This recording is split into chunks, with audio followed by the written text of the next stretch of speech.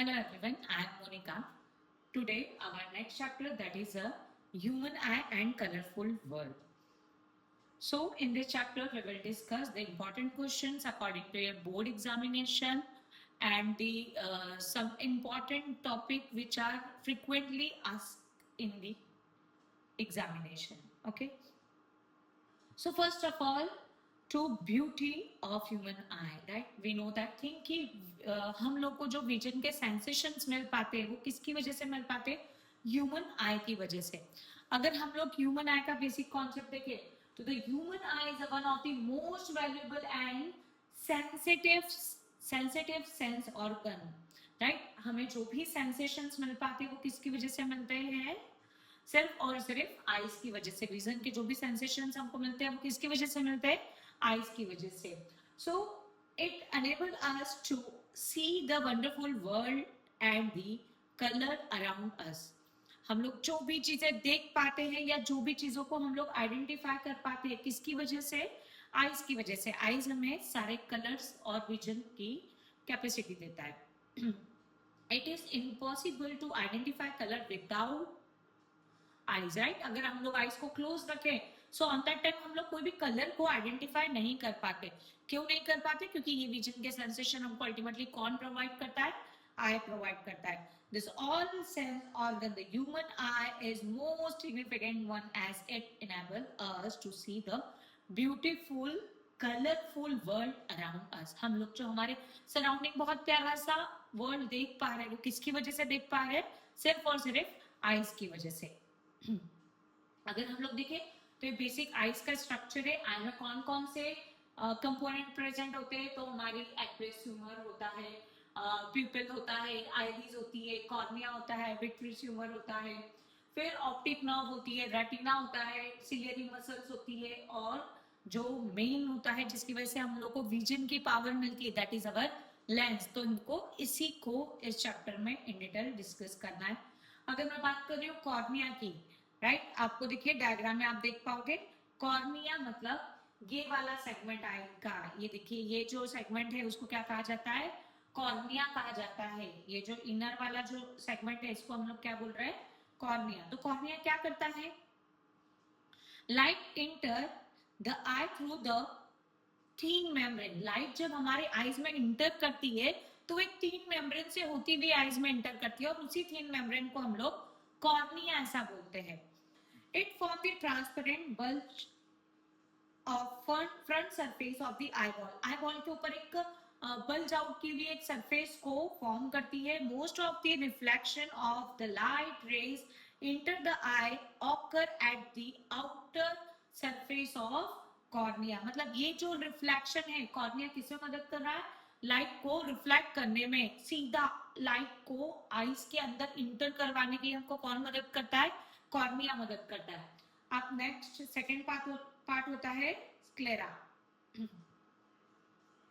Sclera जो है it is a outer covering. हमारे आईज पर एक व्हाइट कलर की एक प्रोटेक्टिव कवरिंग प्रेजेंट होती है और इसी व्हाइट कलर के प्रोटेक्टिंग कवरिंग को हम लोग स्क्लेरा बोलते हैं.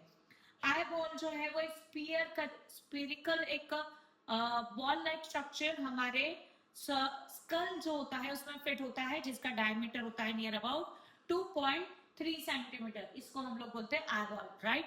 जो ये हमारा स्कल है, स्कल के इंटरनल साइड जो राउंडेड आई का जो राउंडेड स्ट्रक्चर होता है उसी को हम लोग बोलते हैं आई बॉल. नेक्स्ट है एक्वस ह्यूमर. ये जो है एक लिक्विड फील होता है, राइट?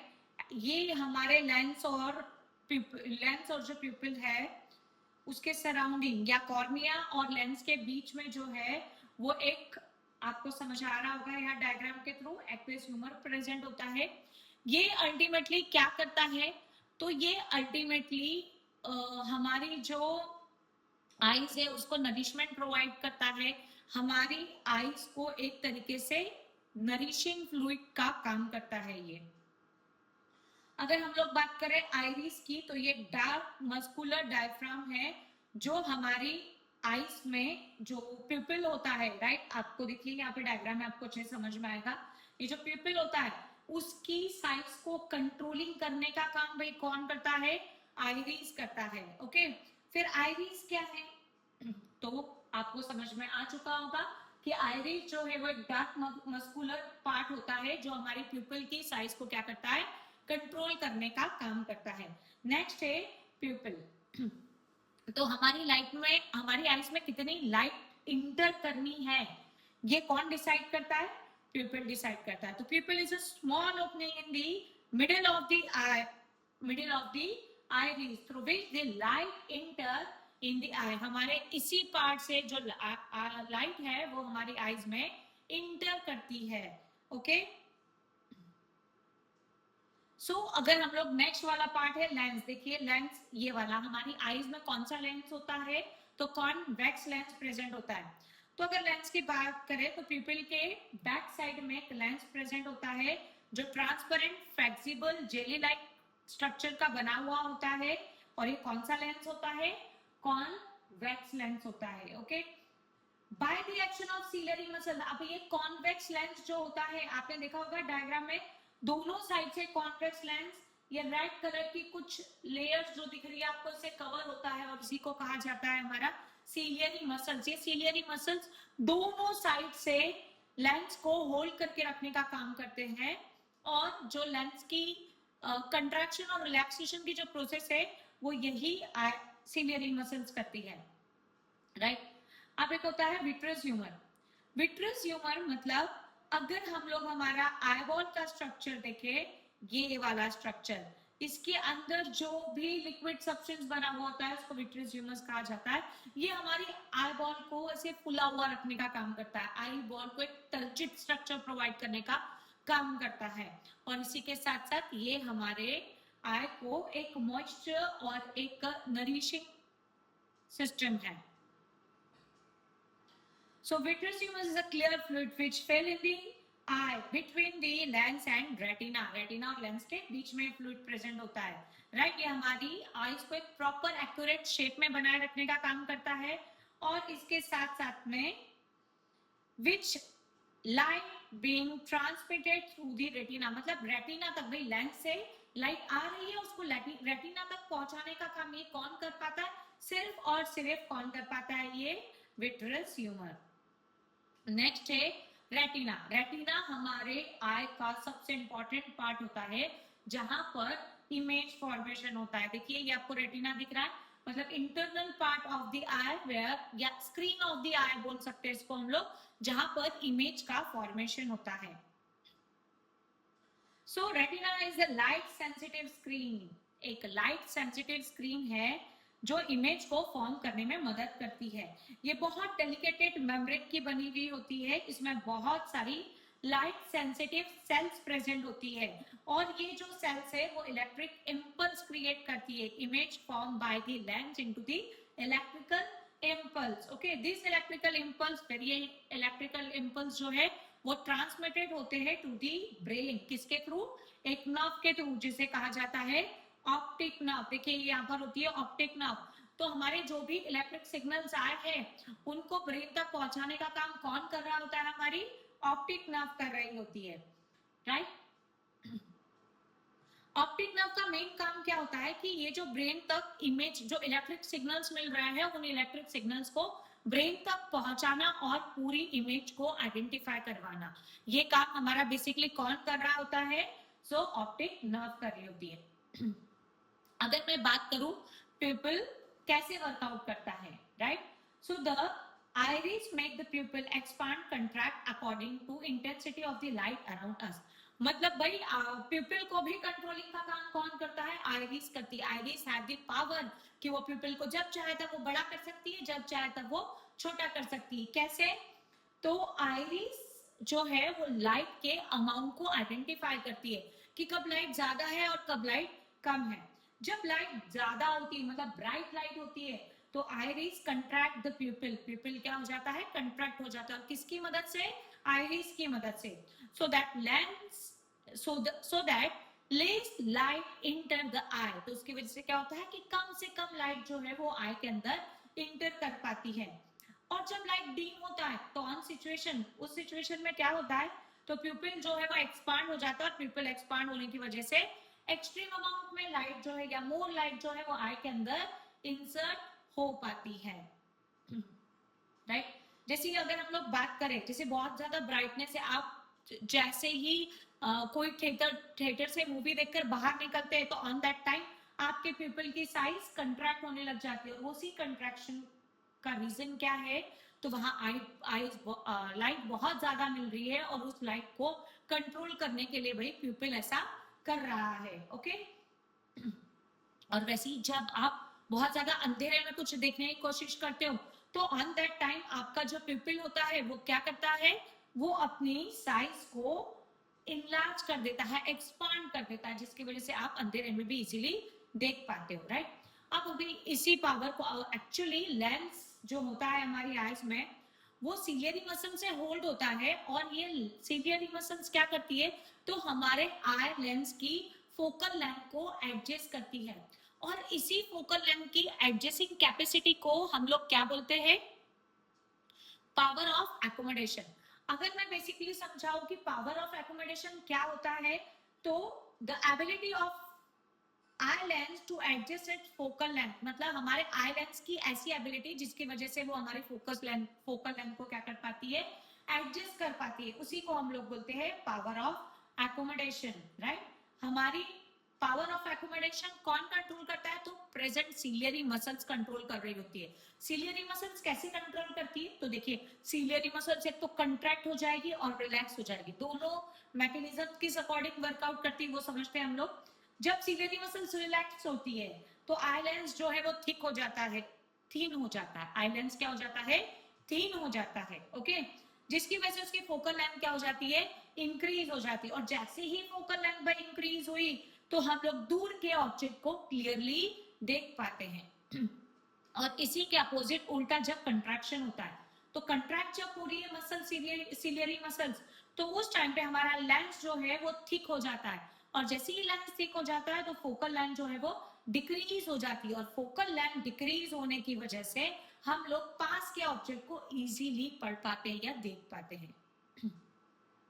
अब देखिए ये हो गया हम लोगों का पावर ऑफ एकोमोडेशन। अगर मैं बोर्ड के एग्जामिनेशन के अकॉर्डिंग बताऊं तो पावर ऑफ एकोमोडेशन बहुत ज्यादा इंपॉर्टेंट है, राइट। अब इसमें और दो चीजें आती है, एक नियर पॉइंट आती है, एक फार पॉइंट आती है, right. Power of accommodation base पर नियर पॉइंट मतलब भाई जो मिनिमम डिस्टेंस आप देख पा रहे हैं उसको कहा जाता है नियर पॉइंट, और वो मिनिमम डिस्टेंस होता है 25 सेंटीमीटर। 25 सेंटीमीटर पे अगर आप कोई ऑब्जेक्ट को रखोगे तो ही आप उसको क्लियरली देख पाओगे, उससे कम रखोगे तो आप उसको क्लियरली नहीं देख पाओगे। और एक होता है फार पॉइंट। फार पॉइंट मतलब जो मैक्सिमम डिस्टेंस आप देख पाते हो, तो मैक्सिमम डिस्टेंस तो हर पर्सन के लिए वैरी करेगा, इसीलिए ये जो फार पॉइंट होता है वो इंफिनिटी पर हो सकता है, राइट। किसी भी पर्सन के लिए ये जो फार पॉइंट की वैल्यू है वो अलग अलग हो सकती है। अब भाई जब हमारे ये लेंस की power of accommodation proper workout नहीं करती है, या फिर हमारे जो इमेज फॉर्मेशन है वो रेटिना पर नहीं होकर कुछ आगे पीछे होती है, तो ऑन दैट सिचुएशंस में पर्सन डिफरेंट विजन के डिफेक्ट से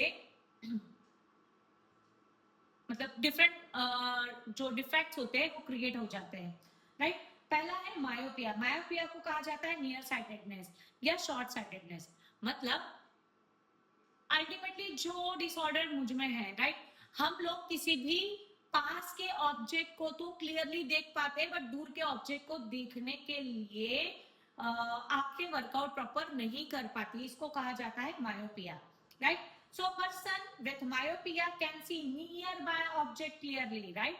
तो पास के ऑब्जेक्ट तो भाई वो अच्छे से देख पाता है, but not can not see distinct object, right. दूर वाले जो ऑब्जेक्ट है उनको वो नहीं देख पाते। A person with this defect has a point near than infinity, मतलब भाई जो मैंने बोला ना फार पॉइंट किसी पर्सन के लिए इंफिनिटी हो सकता है, तो वो इंफिनिटी से हटकर थोड़ा सा आगे शिफ्ट हो जाता है। अब इसके कॉजेस क्या होते हैं भाई, ये मायोपिया क्यों होता है, तो जो आई बॉल या आई लेंस का जो कर्वेचर है वो इनहेंस हो जाए, या आई बॉल की जो इलोंगेटेड हो जाए, मतलब आई बॉल की साइज इंक्रीज हो जाए, या आई लेंस का जो कर्वेचर है वो इंक्रीज हो जाए। तो इसके करेक्शन के लिए हम लोग क्या यूज करते हैं, This defect can be corrected by using the concave lens as the suitable power. Suitable power के concave lens को लगाकर इस defect को clear किया जा सकता है. Okay? अब अगर देखें तो जो नॉर्मल पर्सन है उनमें इस तरीके की आईज होती है, राइट, जहां पर इमेज का फॉर्मेशन रेटिना पर हो रहा होता है. और अगर कोई मायोपिक पर्सन है, अगर कोई भी मायोपिक पर्सन है तो वो इमेज का फॉर्मेशन रेटिना पर नहीं होकर कुछ पहले हो जाता है. और इसीलिए हम लोग यहाँ पे कॉनकेव एक सुटेबल फोकल लेंथ वाला कॉनकेव लेंस वहां पर लगा देते हैं, जिसकी वजह से इमेज का जो फॉर्मेशन है वो प्रॉपर रेटिना पर हो पाता है. ओके, अब दूसरा डिसऑर्डर होता है हाइपरमेट्रोपिया. देखिए ये डिसऑर्डर्स पेपर्स में पूछे जाते हैं, इस पे कुछ ना कुछ क्वेश्चंस आते हैं, ये इंपॉर्टेंट है इस चैप्टर में से. तो हाइपरमेट्रोपिया जिसको फार साइटेडनेस कहा जाता है या फिर लॉन्ग साइटेडनेस कहा जाता है, इसमें उल्टा होता है. इसमें क्या होता है तो हमको दूर के ऑब्जेक्ट तो क्लियरली दिखाई देते हैं पर पास के ऑब्जेक्ट क्लियरली नहीं दिखाई देते. अब person with hypermetropic can see distinct object clearly, दूर के ऑब्जेक्ट को तो क्लियरली देख पाता है but can not see nearby object, right. तो इसीलिए ऐसे जो पर्सन होते हैं उनमें it further away from the normal near point, right. मतलब जो नॉर्मल नियर पॉइंट 25 सेंटीमीटर था ना, वो भाई अब चेंज हो गया है इन टाइप के पर्सन में. तो इसके लिए रीजन टोटली अपोजिट होता है मायोपिया के रीजंस के. इसमें क्या होता है तो फोकल लेंथ तो है वो बहुत ज्यादा बढ़ जाती है, और दूसरा eye ball has become too small, eye ball की साइज उन पर्सन में स्मॉल होती है. सो इस डिफेक्ट को ओवरकम करने के लिए हम लोग क्या करते हैं तो एप्रोप्रिएट पावर वाला कॉन्वेक्स लेंस यूज किया जाता है. एप्रोप्रिएट पावर वाला कॉन्वेक्स लेंस यूज किया जाता है. कैसे तो नॉर्मल पर्सन में इस तरीके से इमेज रेटिना पे बनेगी, और जो हाइपरमेट्रोपिक पर्सन है उनमें इमेज रेटिना पर यहाँ नहीं बनकर रेटिना के पीछे बनती है. और हम लोग एक एप्रोप्रिएट कॉन्वेक्स लेंस को यूज कर वो इमेज को वापस कहाँ बना देते हैं, रेटिना पे बना देते हैं. अब है प्रेज बायोपिया. प्रेज बायोपिया मतलब भाई ऐसे पर्सन जिनमें हाइपरमेट्रोपिया और मायोपिया दोनों एक साथ होता है. आपने ओल्ड एज जो पर्सन होते हैं उनमें आपने देखा होगा कि इसे हाफ सर्कल वाले स्पेक्स होते हैं जिनमें पास को पढ़ने के लिए हाफ कॉन्वेक्स लेंस लगे हुए होते हैं और दूर को पढ़ने के लिए कॉनकेव लेंस भी लगे हुए होते हैं. So as we become old, कोई भी पर्सन जब ओल्ड हो जाता है तो उसकी पावर ऑफ एकोमोडेशन जो है वो यूजुअली डिक्रीज हो जाती है, और उसी के डिक्रीज होने से उनका जो फोकल लेंथ एडजस्टिंग पावर है वो प्रॉपर्ली वर्कआउट नहीं कर सकती. तो इसीलिए उस टाइम में ऑब्जेक्ट ना तो प्रॉपर्ली दूर की चीजों को देख पाता है ना पास की चीजों को. तो इसीलिए यहाँ पर दोनों लेंस को एक ही स्पेक्टिकल्स में यूज किया जाता है. ओके, इसको कहा जाता है बायफोकल लेंस. बायफोकल लेंस को इसमें यूज किया जाता है जिसमें कॉनकेव और कॉन्वेक्स दोनों लेंस अल्टीमेटली फिट होते हैं. अब नेक्स्ट और एक डिसऑर्डर है कैटरेक्ट. कैटरेक्ट मतलब क्या होता है कि समटाइम द क्रिस्टलियन लेंस जो होता है ओल्ड पर्सन्स में वो मिल्की या क्लाउडी हो जाता है, और इसी कंडीशन को हम लोग कैटरेक्ट बोलते हैं. आप देखिए यहाँ पर लेंस कैसे हो गया, मिल्की या क्लाउडी हो गया, जिसको हम लोग जनरल लैंग्वेज में मोतियाबिंद बोलते हैं. ओके, दिस कॉज पर्शियली और कंप्लीट लॉस ऑफ विजन, है ना. मतलब अल्टीमेटली ऐसे पर्सन जो है ना या तो देख ही नहीं पाते या फिर उनकी जो देखने की कैपेबिलिटी होती है वो बहुत कम हो जाती है. It is possible to restore vision through the इसको मोतियाबिंद की जो सर्जरी होती है जिसको हम बोलते हैं कैटरेक्ट सर्जरी, कर हम लोग वापस से आईज को ठीक कर सकते हैं, राइट. अब इनमें और एक डिसऑर्डर होता है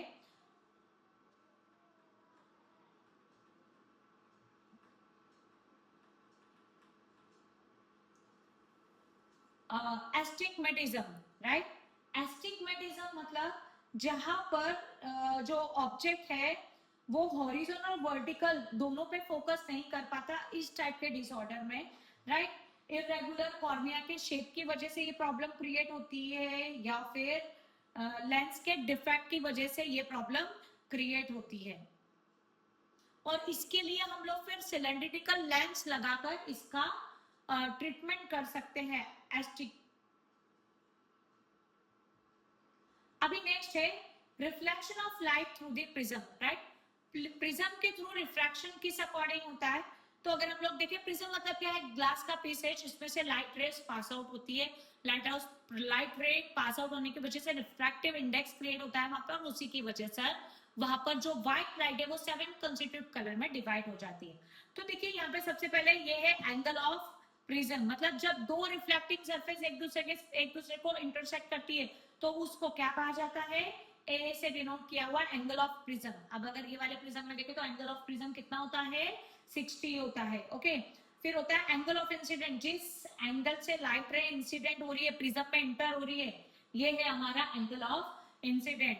नाउ रिफ्रैक्टेड रे मतलब जो अंदर इंसर्ट कर दिया। आप देखिए बाहर जो है वो रेयर मीडियम है, रेयर मीडियम से जब डेंसर मीडियम जाएगी तो it bends toward the normal, वैसे ही वापस जब वो डेंसर से रेयर में जाएगी तो अवे फ्रॉम द नॉर्मल। और इसी की वजह से आप यहाँ पे देखेंगे कि रिफ्रैक्शन हो रहा है, पहले यहाँ पर रिफ्रैक्शन और यहाँ पर रिफ्रैक्शन, फिर दो बार रिफ्रैक्शन हो रहा है जब लाइट किसी प्रिज्म में से पास आउट होती है, राइट? अब देखिए यहाँ पर बहुत सारी चीजें हैं, जैसे रिफ्रैक्टेड रे आपको पता है, एंगल ऑफ रिफ्रैक्शन आपको पता है, जिस एंगल से भाई लाइट जो है वो रिफ्रैक्ट हो रही है वो होगा आपका यहाँ पे एक रिफ्रैक्शन, यहाँ पे एक रिफ्रैक्शन, तो आप इसको बोलेंगे एंगल ऑफ रिफ्रैक्शन। ओके, और फिर नेक्स्ट चीज है इमर्जेंट रे। इमर्जेंट रे मतलब या जो रे प्रिज्म में से बाहर निकल रही है उसको कहा जाता है इमर्जेंट रे या इमर्जेंट बीम। ओके, और उसके बाद में होता है angle of emergent. Angle of emergent मतलब प्रिज्म से, ये देखिए यहाँ पर दिया हुआ है, प्रिज्म से जिस एंगल से वो लाइट रे बाहर निकल रही है उसे हम बोलते हैं angle of emergent. Angle of prism हो चुका है। एंगल ऑफ डेविएशन और एक इंपॉर्टेंट चीज है, देखिए अगर ये लाइट रे यहाँ से एंटर कर रही है और भाई बीच में कोई प्रिज्म नहीं होता तो ये लाइट रे कैसी जाती? स्ट्रेट जाती, राइट? ऐसे स्ट्रेट जाती, बट अब प्रिज्म रख दिया है, दैट्स व्हाई वो इस तरीके से बैंड होकर जा रही है। तो अब देखिए ये जो बेंडिंग हो रही है वो और जो वो स्ट्रेट जाती, उसके बीच का जो एंगल बन रहा है उसको हम बोलते हैं angle of deviation.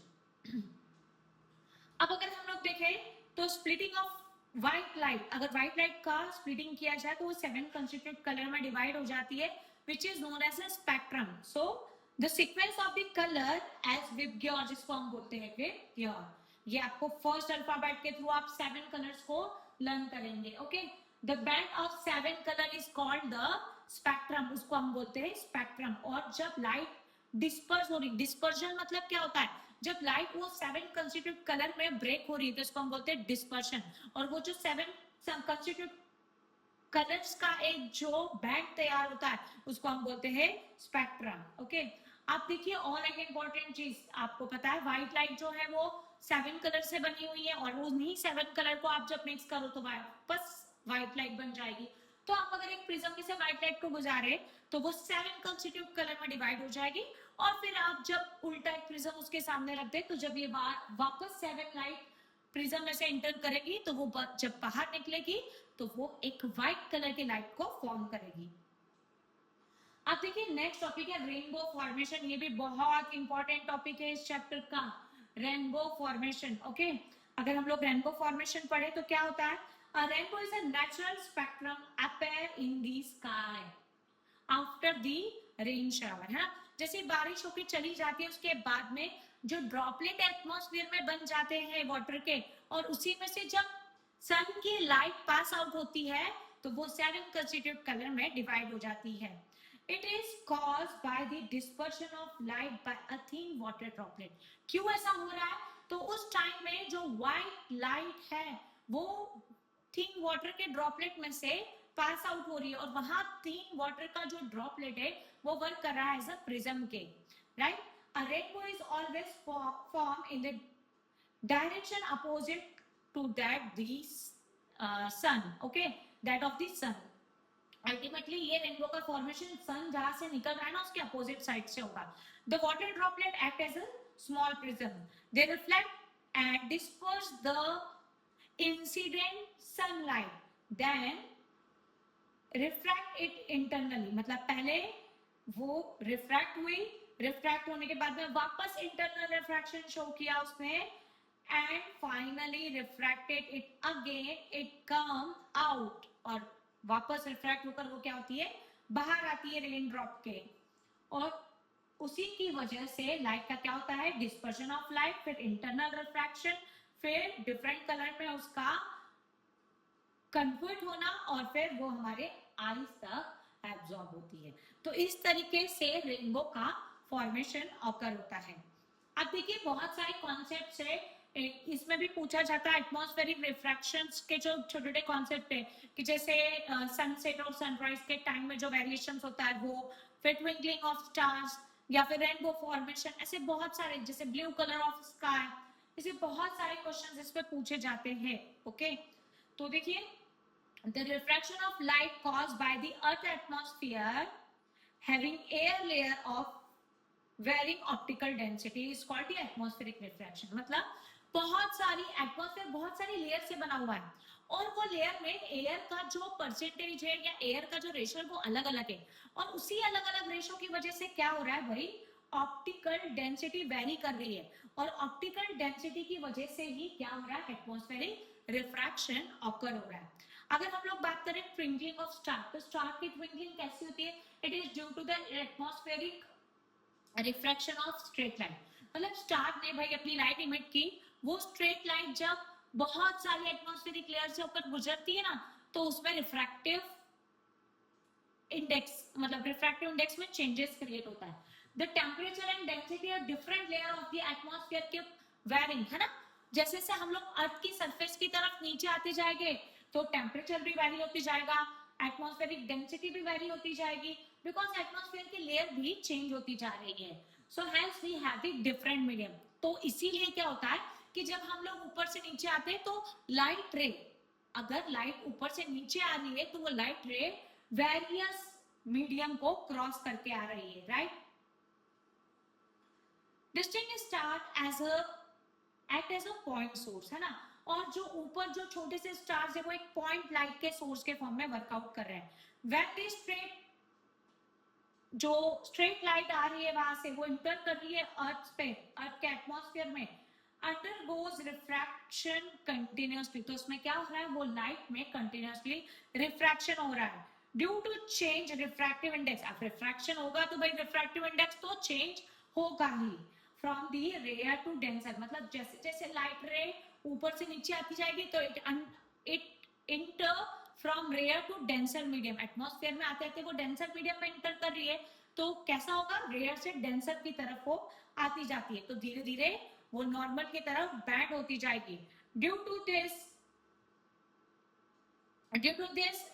apart position of the star that different from actual position, है ना। तो इसी वजह से क्या होता है कि स्टार अपने एक्चुअल पोजीशन पर नहीं दिखकर कुछ आगे पीछे दिखाई देते हैं, और इसी वजह से स्टार्स ऐसे लगते हैं ट्विंकलिंग कर रहे हैं।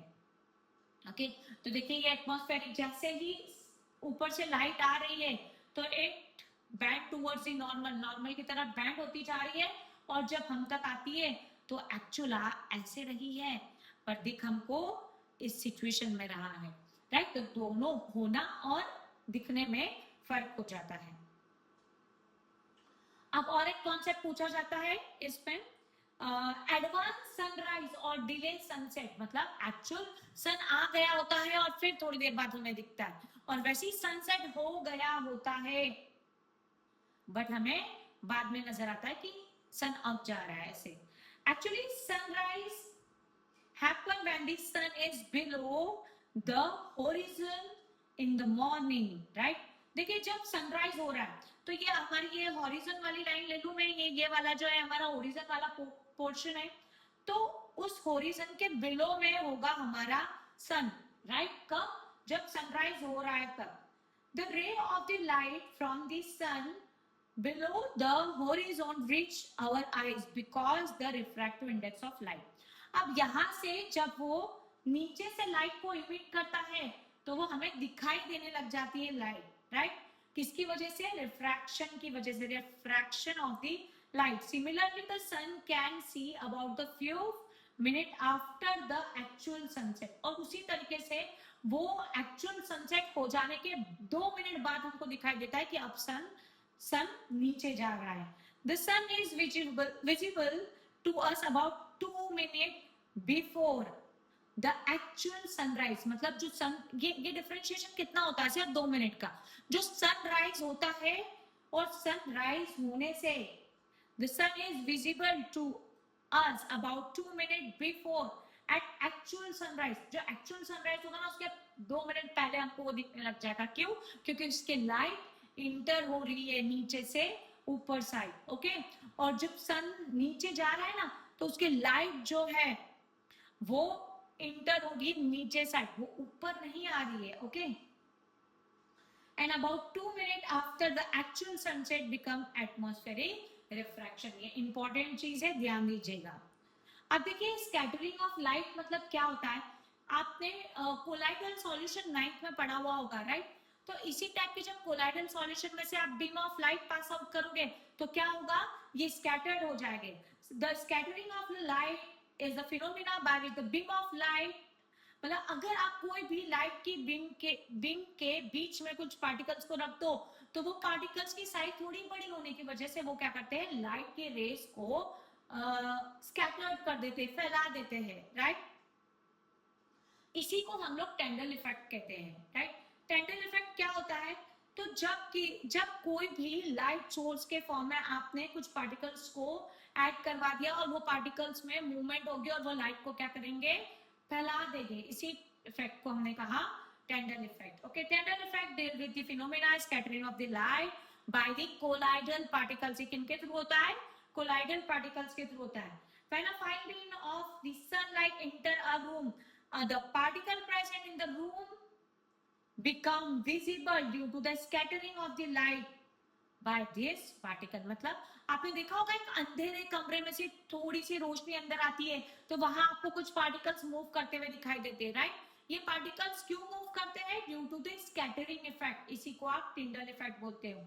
When the sunlight pass through the canopy, dense forest में से अगर कैनोपी मतलब वो जो फॉरेस्ट का या ट्रीज का जो ऊपर वाला शेप होता है, वहां से जब लाइट थोड़ी बहुत अंदर आती है तो ऑन दैट टाइम क्या होता है कि वो जो मिस्ट होती है, मिस्ट के जो ड्रॉपलेट्स होते हैं, वो उस लाइट को स्कैटर कर देते हैं और इसी स्कैटरिंग इफेक्ट को हम लोग क्या बोलते हैं? Tyndall effect. Okay. The color of scattering light depend on the size of the scattering particle. मतलब भाई स्कैटरिंग कितना होगा ये किस पर डिपेंड करता है? वो स्कैटर्ड करने वाले पार्टिकल्स की साइज पर. Very fine particles scattered many blue light. Mainly कौन सी लाइट? अगर पार्टिकल्स की साइज देखिए, सुबह सुबह आप देखते हो ना कि पूरा आपको ब्लूइश क्यों दिखता है इसका? तो ये रीजन वही है. Very fine particles scattered mainly a blue light. अगर लार्ज साइज के पार्टिकल है तो वो फिर लॉन्ग वेवलेंथ वाली लाइट को स्कैटर्ड करेंगे. If the size of the scattering particle is large enough, then the scattering light may be even appear white. ध्यान दीजिएगा, ये इंपॉर्टेंट चीज है. इस तरीके का फिनोमेना किसकी वजह से होता है? स्कैटरिंग ऑफ लाइट की वजह से, राइट? तो आपको स्कैटरिंग ऑफ लाइट की वजह से ये समझ में आ गया हुआ है स्काई का कलर कैसे दिखाई देता है? ब्लू दिखाई देता है. ओके. स्काई का कलर ब्लू दिखाने का सेंस क्या है वो समझिए आप. The molecule of air and the other fine particle in the atmosphere have the size smaller than the wavelength of the visible light. मतलब इतनी छोटी सी पार्टिकल्स उसमें पूरे एटमॉस्फेयर में बिखरे हुए हैं, उनकी वेवलेंथ जो है वो विजिबल लाइट की वेवलेंथ से भी स्मॉलर होती है. These are more effective in the scattering light of shorter wavelength. इसीलिए वो भाई कौन सी, उनकी वेवलेंथ तो कम है ना, तो इसीलिए वो जो शॉर्टर वेवलेंथ वाले हैं वो पार्टिकल्स की साइज भी बहुत छोटी छोटी है, तो इसीलिए वो लॉन्ग वेवलेंथ वाली जो रेड लाइट है ना उसको स्कैटर्ड नहीं कर पाते. और उसकी अगेंस्ट में जो शॉर्ट वेवलेंथ वाली ब्लू लाइन है ना, लाइट है, उसको इजीली स्कैटर्ड कर पाते हैं. Okay. When the sunlight pass through the atmosphere, the fine particles in the air scattered the blue light. Short wavelength वाली लाइट को ही वो स्कैटर्ड करेंगे. Okay. More strongly than the red. Red के comparison में वो किसको स्कैटर्ड करना प्रेफर करेंगे? शॉर्ट वेवलेंथ वाली लाइट को स्कैटर्ड करेंगे. Okay, the scattered blue light enter in our eye. अब वो जो पूरी चारों तरफ हमारे ब्लू लाइट स्कैटर कर दिए पार्टिकल्स ने, अब वही हमारे आईज में इंटर करती है. If the earth has no atmosphere, अगर अर्थ के पास भाई एटमॉस्फेयर ही नहीं होता, there would not be been able to scattering, तो स्कैटरिंग इफेक्ट ही नहीं होता. स्कैटरिंग इफेक्ट नहीं होता तो स्काई हमेशा डार्क दिखता, वो ब्लू नहीं दिखता. राइट, तो हमने बेसिक कॉन्सेप्ट को समझा कि किस तरीके से स्कैटरिंग इफेक्ट की वजह से ये सारी चीजें होती है. और सनराइज और सनसेट के समय कलर जो डिस्टिंग्विशन होता है वो किस अकॉर्डिंग होता है, या फिर उनकी जो पोजीशन है उसकी वजह से सनसेट और सनराइज के टाइम में क्या डिफरेंशिएशन होता है. ओके, तो ये हमारा एक छोटा सा चैप्टर यहाँ पर पूरी तरीके से खत्म हो चुका है. ओके, अभी हम लोग जो है नेक्स्ट छोटा सा जो चैप्टर है इन्वायरमेंट वाला, वो मैं आपको इसके नेक्स्ट वाले लेक्चर में डिस्कस करूंगी. ओके, जो जो कॉन्सेप्ट इसमें मैंने बताया है प्लीज आप इसको अच्छे से रिकॉल कर लीजिएगा. जो डिफेक्ट है विजन के वो बहुत इंपॉर्टेंट है, पावर ऑफ एकोमोडेशन वो बहुत ज्यादा इंपॉर्टेंट है, और जो रिफ्रैक्शन से लेकर 2-3 कॉन्सेप्ट आपको बताया, रेनबो फॉर्मेशन है, फिर ट्विंकलिंग ऑफ स्टार्स है, सनसेट और सनराइज वाला जो कॉन्सेप्ट है वो, और why the sky blue appear, है ना, वो ब्लू क्यों अपेयर होता है, ये वाले जो बेसिक कॉन्सेप्ट है इसको भी आप ध्यान से समझ लेंगे. ओके, आई होप आपको ये सारी चीजें समझ में आई होगी. फिर मिलते हैं वापस नेक्स्ट वीडियो के साथ. Okay, thank you, bye bye.